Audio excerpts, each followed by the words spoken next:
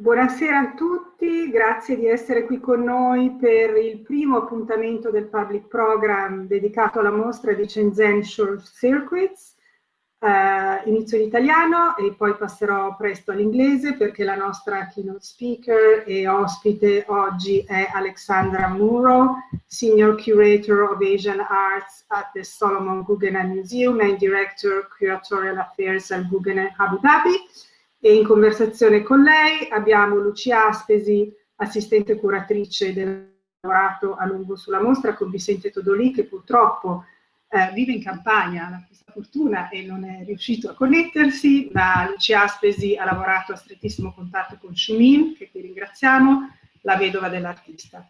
So this exhibition that some of you had the luck to see, and unfortunately now it's closed, but it will hopefully very soon reopen. It's called Short Circuits, and it explored the production of artist Chen Zhen from 1991 to 2000, the year when he passed away, and it's a major retrospective of his installation. But this is also the occasion of the publication of the beautiful catalog, which is which contains essays, among others, of Alexandra Munroe, of Marco Scottini. So we are very happy to welcome Alexandra Munroe and Lucia Aspesi. But before, we really want to give you a hint, a sensation of what the exhibition looks like with one video that explores and hopefully can give you, even if not the complete, but an idea of how the exhibition looks like. Please go ahead. Thank you very much. We can go with the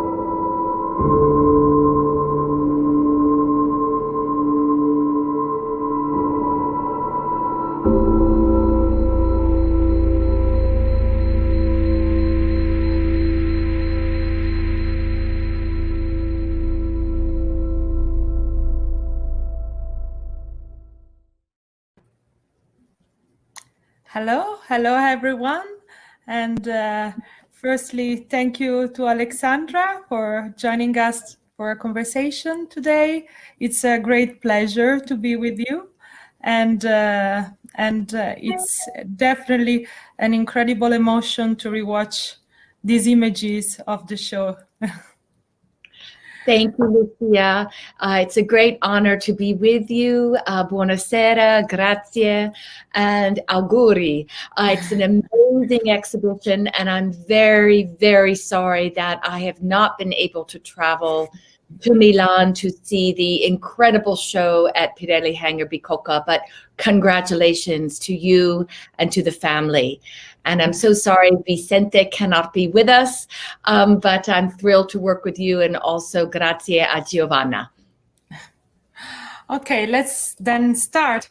Straight away we can maybe see the second slide that is talking about a work roundtable that was produced in 1995, and this is actually one of the most iconic works of Chen Zhen production. It is in this installation, in fact, used typical traditional eating Chinese table and assembled it with a symbol of international communication. In fact, when it was presented in 1995, was in occasion of the 5th anniversary of the United Nations office in front of the office in Geneva. Chairs and tables are a constant present in Chen Zhen work. And in fact, we can think about the chair as a place of meditation, as opposed to the table as a place of conversation. Could you maybe speak more about this duality between domestic and public in Chen Zhen works? Yes, thank you, Lucia. I think the key word you used is duality. And I think that this idea of conflict, of crashing different contexts, of juxtaposition of different meanings, different temporalities, different cultures, this is what the essence of Chen Zhen's work is, and this is very much embedded in the meaning and the presentation of this masterpiece work of Chen Zhen's. It's very important that what we call the lazy Susan, the round element in the middle of the table, is inscribed in Chinese with the Declaration of the United Nations of Human Rights. That was, I don't think the 5th, I think it was the 50th anniversary. The 50th. Since the establishment of the United Nations in 1945. But what Chen Zhen is doing here is deliberately rummaging from different flea markets, different markets around the world, friends in Shanghai, from the Paris flea market, maybe obviously from Geneva where he made this, to find different chairs that represent different cultures and different status. You have the pew chair from the church here next to a child's chair. And then he has rendered each one unfunctional. There is no function because he has, as a sculptor, embedded the seat of the chair into the plane of the table. So you ask about public and private, or the meditation and the communal. I think it's all there. I don't know if the chair is a sign of meditation. You know, to Chen Zhen, to meditate is to sit on the floor. He comes from a tradition of East Asia where meditation is actually cross-legged on the floor. So I think the chair for him really is a sign of community, of festivity, of eating, and then also negotiation. And I think we have to remember, in speaking of Chen Zhen, you know, he was born in 1955. He was raised during the height of Maoism in the newly established People's Republic of China under a very Soviet-like communist state.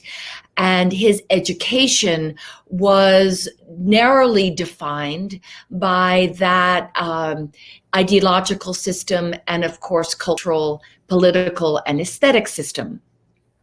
And then with the opening of China following the death of Mao in 1976, China opens. It's the open and reform era. And suddenly, 200 years of modern art come pouring into the Chinese academies, including the academy where Chen Zhen studied, which is the China Academy of Drama in Shanghai. And one of the artists who became most fascinating to Chen Zhen and to the artists who he became close friends with also in Shanghai in the environs was, of course, Duchamp and the whole idea of conceptual art. And also Joseph Beuys. And one of the great critics who became a great friend of Chen Zhen is Ho Hanru. Of course, now Ho Hanru is director of Maxi in Rome. So this coterie of friends, Ho Hanru, Huang Yongping, also Cai Guoqiang, they were artists who were embracing this idea of experimental art. Lucia, and part of that experimental art was the idea of taking objects from everyday reality and throwing them into a new mix. And it's the found object of surrealism. It's the ready-made of Duchamp. Or in Beuys's case, it's also all about juxtaposition and new temporalities and the crash between the natural world and the human world, between the individual and the communal. So I think all of that is present in this work. We have to remember Chen Zhen is becoming an artist during the rise of the global art world. And it's occasions like many of the biennials that proliferated around the world in the 1990s that became a site for Chen Zhen to literally stage his installations. Chen Zhen is not an artist who works in a studio like a hero. He is an artist who goes into society and into sites to make happenings in space and time. And the last point I want to make, which we'll talk about more, is interactivity. So people are interacting with it. They can walk under it. They can walk around it. It's very visceral, right? This confrontation with material is very visceral. And that interactive element, that participation, I think is also really at the core at the heart of Chen Zhen's art practice.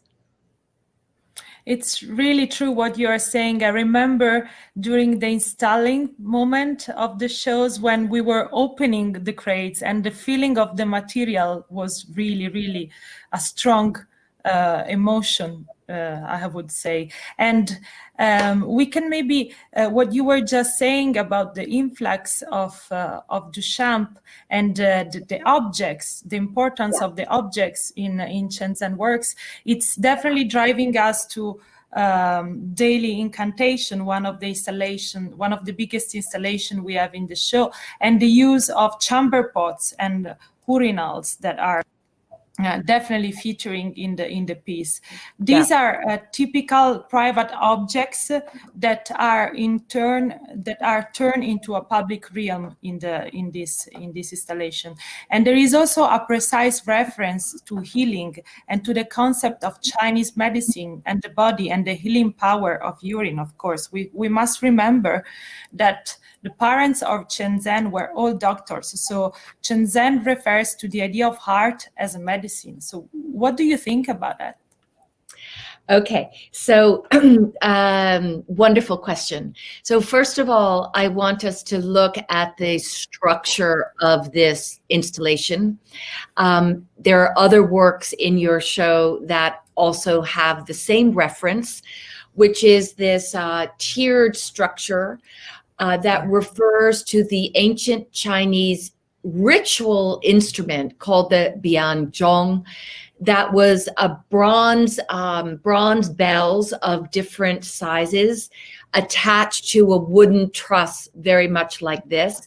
And then the celebrant would hit the mallet and it would make song. It's interesting that right at the time that Chen Zhen was in the 90s beginning to appropriate this form, they were found in archaeological excavations in China in the late 80s and 90s. And it was a big archaeological discovery to discover this bianzhong in almost perfect condition. There was a lot of archaeology going on in China in the 80s and 90s following the open and reform era. So I think it's important that he's taking something that, yes, probably has a reference to Duchamp, that is this daily chamber pot that before the modern plumbing was introduced to the middle class in China. Most houses in China, and certainly in Shanghai, where he grew up, did not have a running toilet. They had a chamber pot. And every day, a woman of the house would go and scrape it clean. That was the job.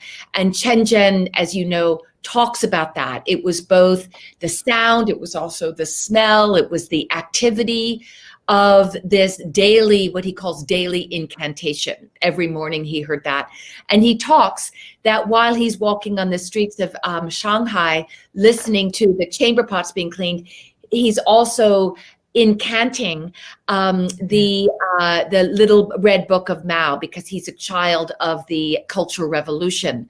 And so he's conflating, as he often does, this ancient incantation, this sacred ritual incantation of transcendence to a higher state of consciousness in the sort of Taoist and Confucian model, with the here and now of the everyday. So again, I think what we see is this juxtaposition of time, this collapse of temporality, this collapse of a modern linear chronological construction of time that's very Western and very modern. It was very radical for an artist of this time to just say, the hell with all of that. He just threw it away. And he deliberately mixed up temporalities and cultures. And this is very key to the radical idea of his art, because he's introducing, it's very postmodern, right? He's introducing another knowledge system. He's introducing another spirituality. He's introducing another and possibly superior epistemological system into our Western one. And modern one that we thought had been so dominant. It was the hegemonic knowledge system of the time.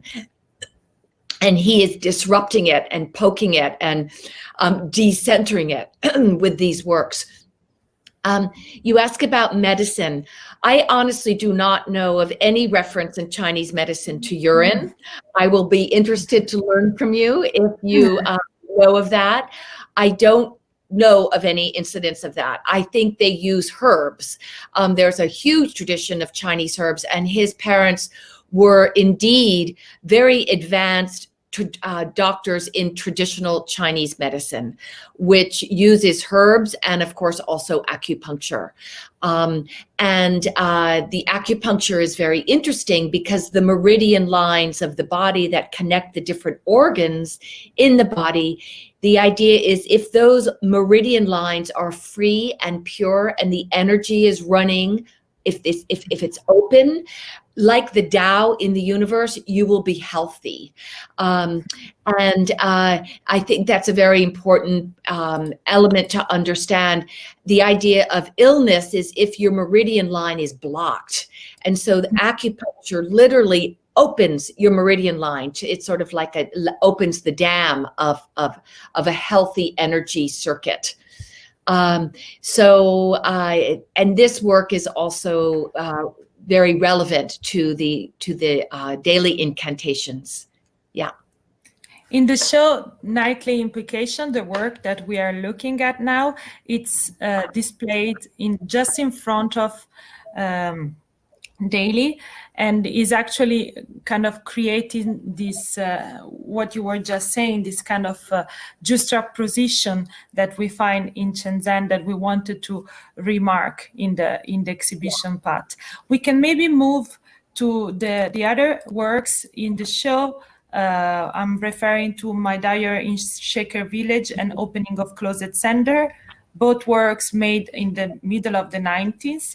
And one of the concepts that created by Chen Zhen is the term by trans experience that is very much well represented in these two pieces that actually were generated from a residency that he did in 1996 at the Shaker Village in Maine, in US.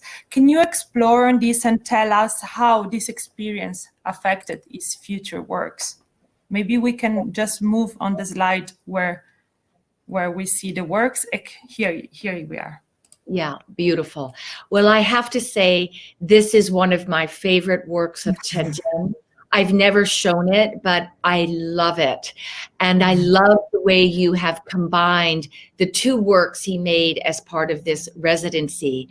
The residency was commissioned by the wonderful curator, France Morin, who was the curator in New York at the New Museum in the early 1990s, and she is the one who brought Chen Zhen to America. And she and Chen Zhen, she staged a show of Chen Zhen's and Huang Yongping at the New Museum in the early 1990s, I think 93, where he did some of his most extraordinary installations. And they stayed very close. Later, France Morin established a foundation called Quiet in the Land.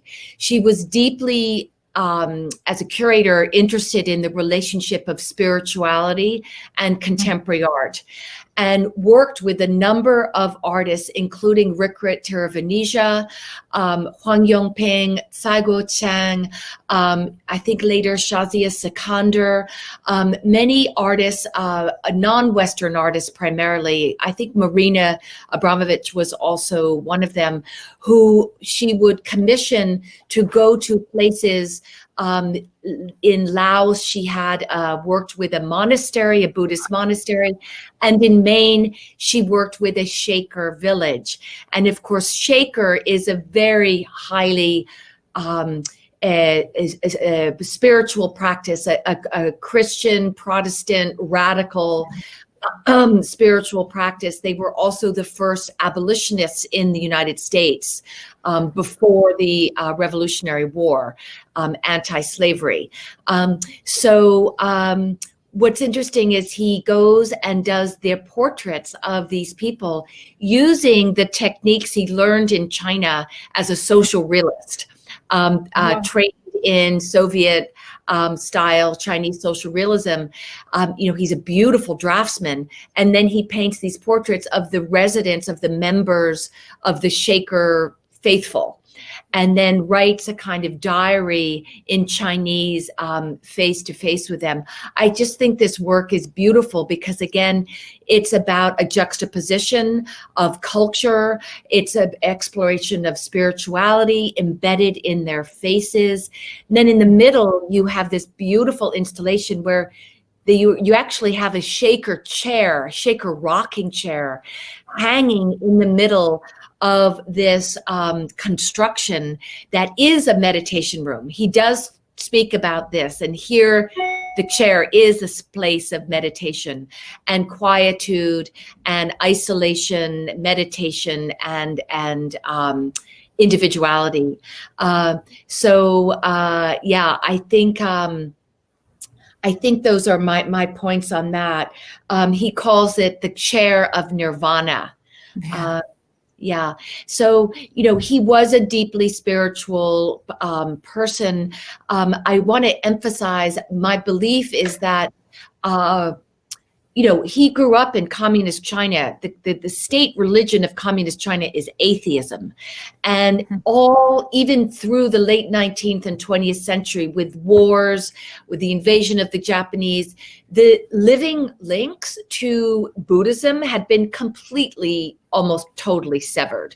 Superstition was very alive, but the actual practice of Buddhism in temples with monastic communities had basically been eviscerated in the 20th century. So Chen Zhen's Buddhism is an invented Buddhism. It's something he constructs from his readings in French and English, and through his conversations with artists in the West and study of artists in the West, like John Cage, who had a great interest in Buddhism. And then he discovers also, Chinese medicine and the whole system of Qi and Tao, and that becomes extremely central to his practice, his belief system, and then, of course, his application of Chinese medicine to his own health. That's really, really interesting. And we can maybe go to the other two works that are talking about this relationship between spiritual and materialistic aspect that are related to Chen Zhen production, which is Le Bureau de Chant and Prayer Wheel. These two works exploring the coexistence of spiritual and materialistic aspects in the globalized society. At the same time, they are conceived as with a performative idea where the visitor must enter. In one, we have the presence of the human body and these corporeal needs. It is in fact a public toilet used in Shanghai until the 80s, while in the other one, we have the right of prayer as opposite to the idea of money. Both these works express an idea of attraction and repulsion. Can you expand on this idea about the ritual body and money exchange?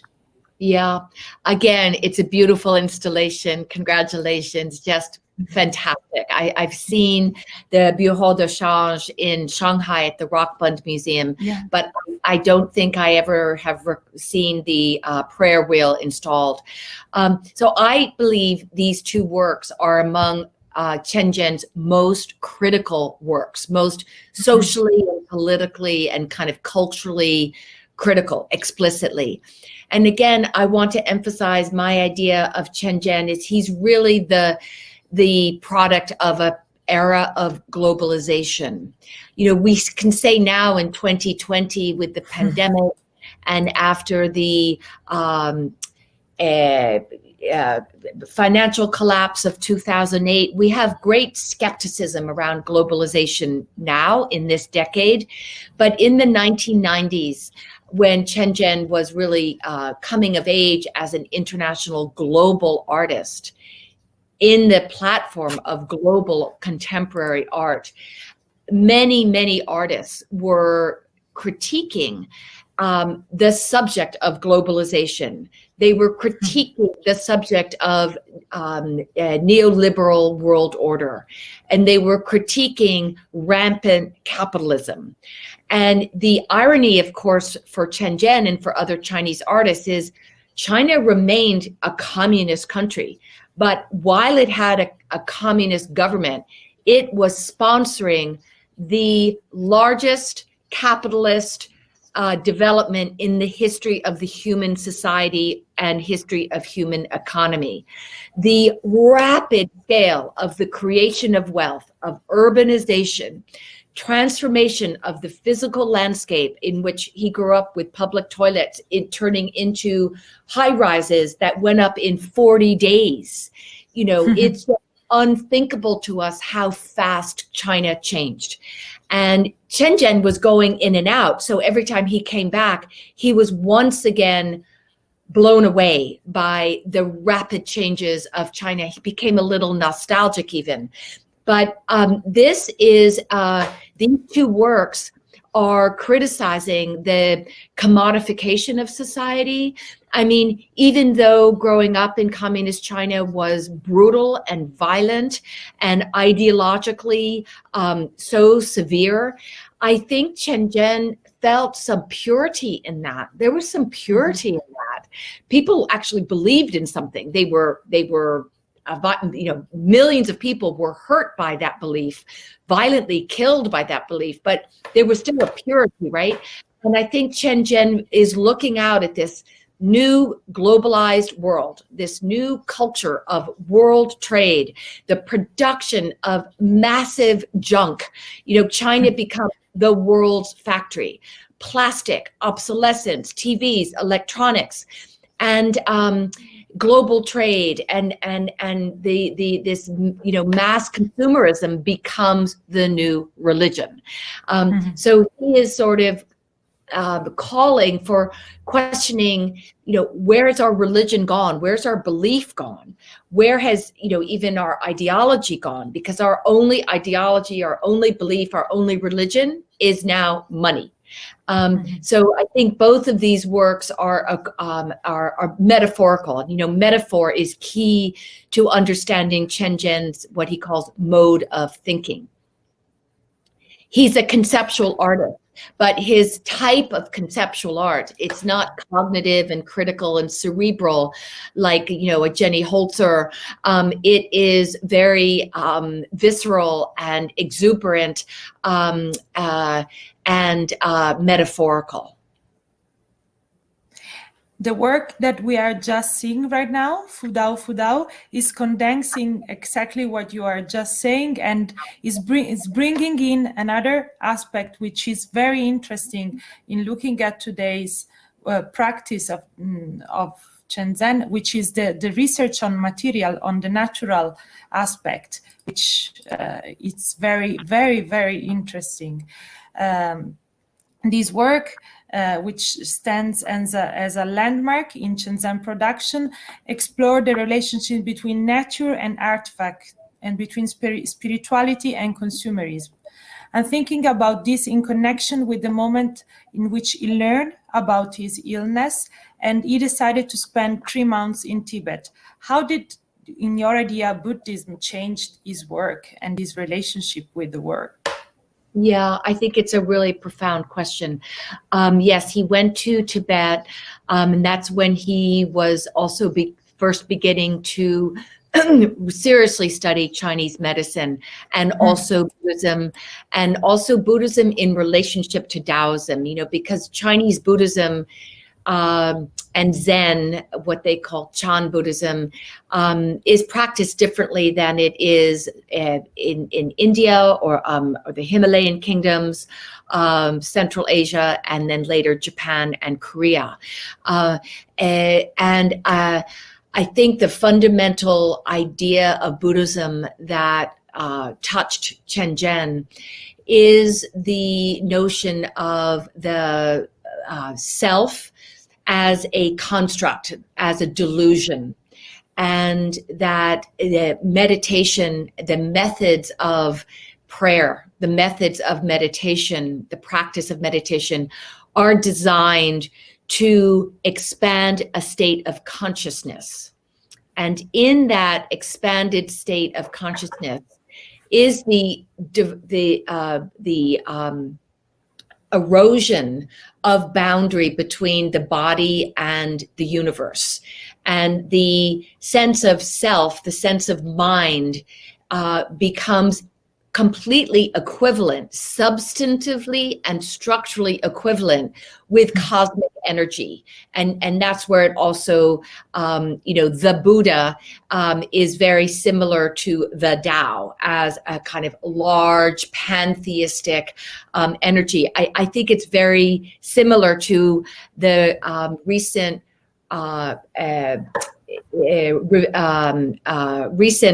popularity of panpsychism, which is a scientific philosophy going back thousands of years in the West that has recently gained popularity, that believes everything in the universe has consciousness, and that the anthropomorphic Western idea of the man at the center of the universe is not valid. So I think Chen Zhen took from Buddhism that idea that he's not anthropocentric. Man is part of a natural order. He's not greater than the natural order. He is just an element in the circuit of the natural order. So this work is in the form of a temple, an octagonal Buddhist sanctuary.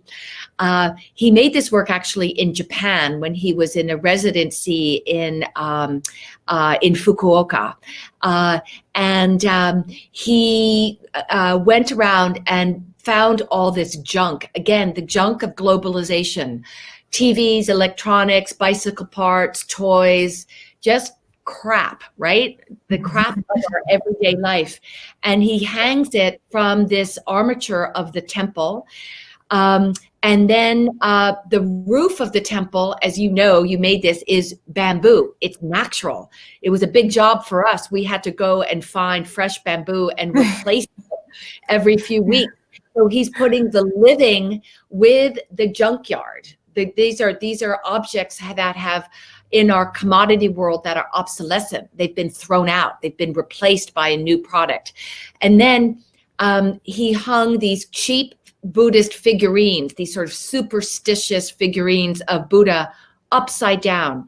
And the metaphor here again is, we have become so far away from Buddhism because our God is commodity and our God is consumerism. And it's not lucky, it's actually unlucky. That's really, really interesting. And it shows also the ironic aspect related to Chen Zhen. Yeah, he had the sense of humor, Lucia. I think, irony. Yeah, I think it's irony, and I also think it's again going back to what juxtapositions of different truths. He doesn't want anything fixed. It's all about multiplicity, many meanings, not a single meaning. There are many ways to read this. Buddhism is good, Buddhism is bad. Commodity is fun, commodity is bad. Nature is ephemeral, Buddhism is ephemeral. I mean, you know, it's all that clashing and contradiction. He loved contradiction. Absolutely. And the title of the show, Yes. chosen by Vicente, Short Circuits, is a great manifestation of this contradiction at the base.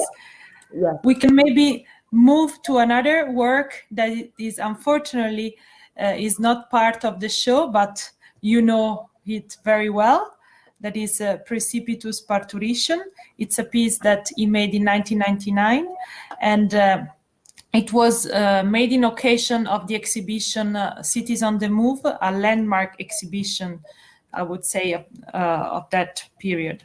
Originally, it was supposed to be, in fact, in the show, but then ironically is now presented inside in a space that is at the same time cultural and retail venue in Hong Kong. How the consumer is eaten up everything. Yeah. So as you see, this work we chose, could you go back one slide? Thank you. To the Guggenheim slide, please. Back to 19. Thank you. This, if I can just say, this was an exhibition I curated in 2017 at the Guggenheim Museum, New York, with Ho Han-ru and Phil Tenari, who is director of the Ullin Center for Contemporary Art in Beijing. And this was the centerpiece of our show. It was Art in China After 1989, Theater of the World, and it looked at Chinese conceptualism, artists working in conceptualist languages from the period 1989 to 2008, the rise of globalization from basically Tiananmen to the Chinese Olympics. And Chen Zhen is the centerpiece of that period. And this is a work made of hundreds and hundreds of bicycle inner tubes. And then on the belly of the dragon are thousands of little tiny black plastic cars. So the head of the dragon is made of the bicycle parts that he found on the streets of Shanghai. And then the dragon's writhing, fantastic body is made of the rubber wheels of the bicycle. And so he says he came back to China, again, living mostly in Paris and traveling all around the world. And he saw a poster in Shanghai that said, you know, in the year, I can't remember what, you know, by the year 2020, China is going to be a nation of cars, and we will be the greatest power in the world, something like that. And he realized that overnight, before his eyes, China was becoming a nation of bicycle riders into a nation of car drivers. You know, when he was growing up in China, very, very few people, only the upper party, you know, cadres and a few very special, you know, people of wealth had automobiles. Everyone's form of transportation in the cities and the countryside were bicycles. When I went to China in the 90s, Beijing, everyone was riding a bicycle. That's the China he knew. And that China he knew was completely changing into cars. What do cars mean? Pollution, highways, new kinds of built environments, suburbs. It meant a complete transformation of the Chinese urban structure as he knew it. But this dragon is both, he said, it's giving birth, and by what it's giving birth to, these cars, it's also going to turn into that. So there's also something always, Lucia, he's not a pessimist. He's a critic, but he's never a pessimist. So for him, the dragon is this mythical creature who's consumed sometimes by its own fire. The change is going to happen.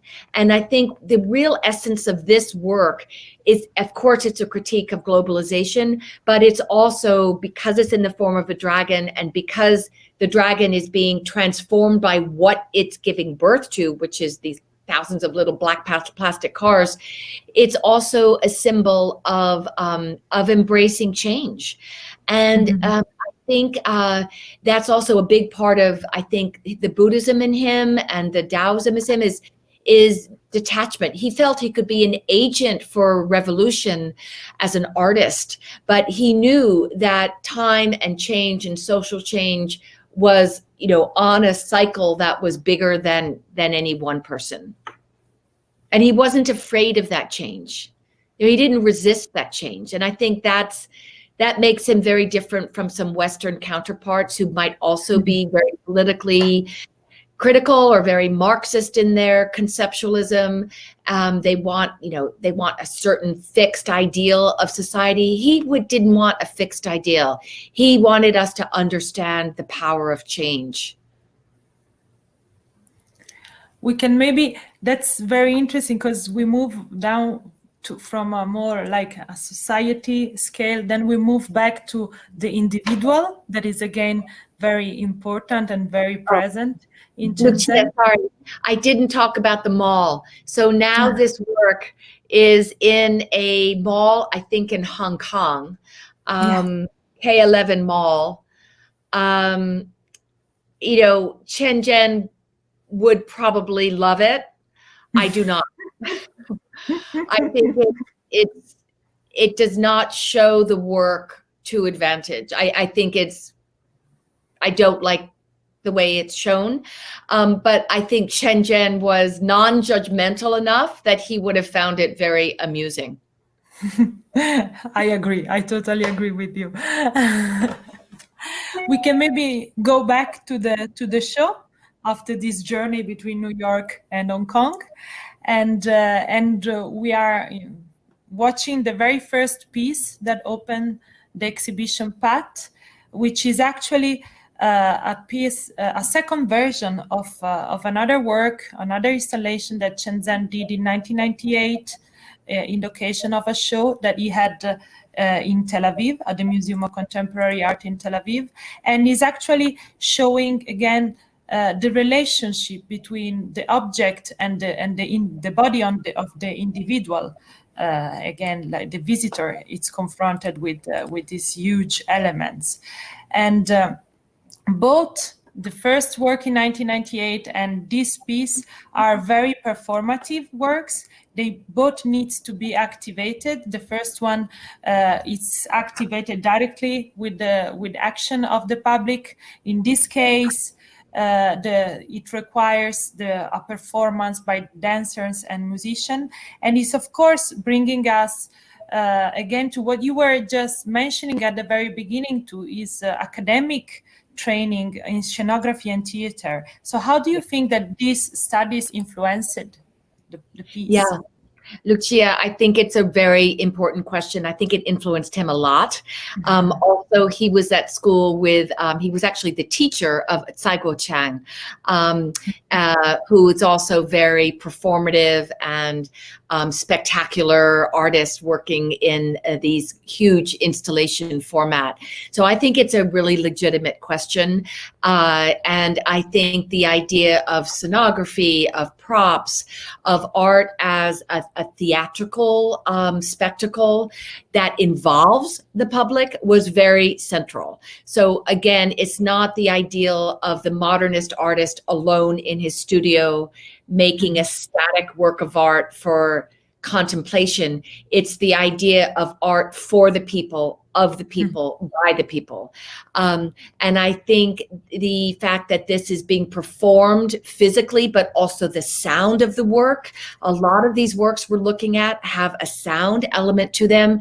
That also, I think, has to do with his training in theater. Absolutely, absolutely. And we can maybe just pass to Purification Room, another very impressive piece by Chen Zhen. And this work is at the same time meditative and tragic. And it's about the stillness of time in a moment where, of course, now we know that he was about to die just a few months after he presented. It is also part of a biggest series of works that he created throughout the 90s with the same technique. And of course, he's speaking about absence. Do you think is it a sort of a memento mori? Can we consider it? I don't think he would like that Christian reference so much, because again, memento mori is static and it's reverential. And I think this is actually meant to be a site of transformation. What we're looking at is life transformed, and he is subjecting again all these stuff of everyday life that we've seen in so many of his other installations, covering it in clay. What is clay? Clay is earth. What is human body? Human body is dust to dust. So he's basically reclaiming the human with the natural, and in a sense quieting the sort of stuff and activity and mindlessness and also beauty and kind of magic of the everyday in a sort of archaeology of the present.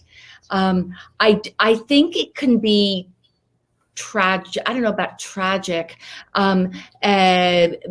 but I think it's definitely about death. But I think it's not death as the end of life. It's death as a transformation into nature, into a natural state, into a bigger state, into something bigger than the human life, than the human being and our toys and our shoes and our chairs and our televisions.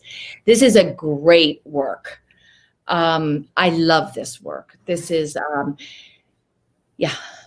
Yeah, and what we are just seeing in the next slide, the Jardin Lavoir, it's really like speaking about what you were just saying about the idea of purification also. In this case, we have another element, natural element that is light, that is the water, but it's really giving the impression of a time that is consumed, that is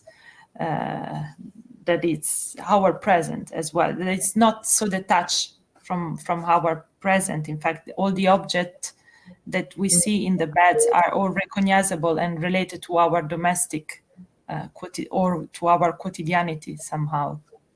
We can maybe go to the very last piece. Can I just say one thing, Lucia? Of course. Because I think it's interesting again.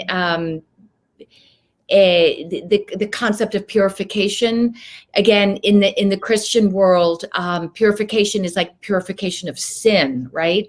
But in Chen Zhen's universe, purification is a kind of transcendence. It's a kind of cleanliness, not to be opposite filth, but as again a state of mental and conscious clarity. I mean, even the character in Chinese purity is very different from the kind of concept we have in the West of purity. Its opposite is not filth. It's a state of mind. And again, how do we it's a state of transcendence, I think, is the way to say it. Anyway, fantastic work. Again, taking the objects of our everyday life and purifying them with water, which is eternal, and nature, returning our quotidian to something larger than us, which is nature. That's very, very, very strong what you just said. We can just move to the very last piece that we will discuss today. That is a crystal landscape of inner body, which is actually a much smaller piece, but Vicente was interpreting it as the question that he wanted to see was like, do you think this could be a self-portrait? It was done just a few months before his passing away, and it's so clear and strong. So, he did devote the last years of his life to a very strict study and regimen of Chinese medicine. And the basic concept of Chinese medicine, as we've discussed, is two things. It's the meridian lines, the energy, the qi lines that are the vital energy. And each meridian line and acupuncture point is connected to an organ in the body. So in Western modern medicine, we look at the liver as the liver. We look at the heart as the heart. We look at the toe as a toe.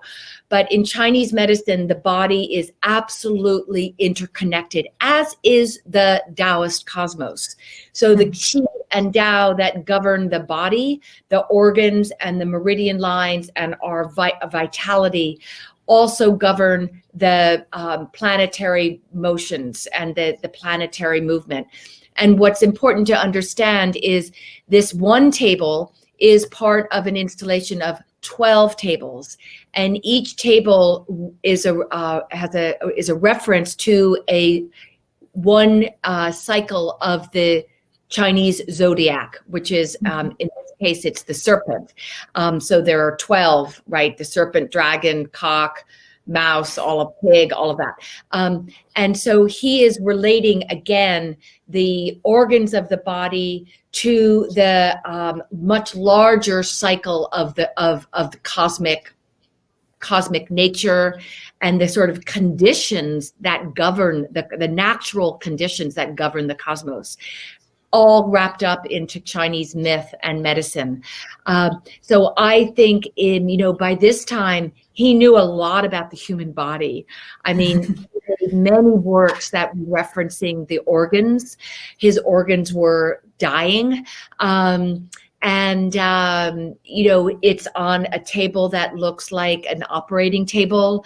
But again, he's presenting you with the organs in the purest of natural materials, which is crystal.